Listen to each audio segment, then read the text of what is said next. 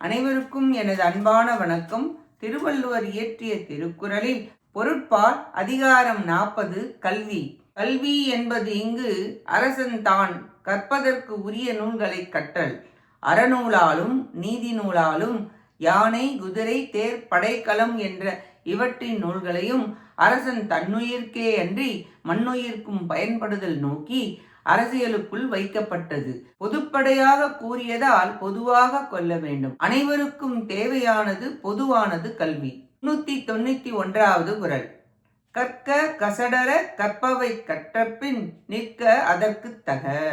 ஒருவன் கற்றலுக்குரிய நூல்களை ஐயம் திரிபு ஆகிய குற்றங்கள் நீங்க கற்க வேண்டும்.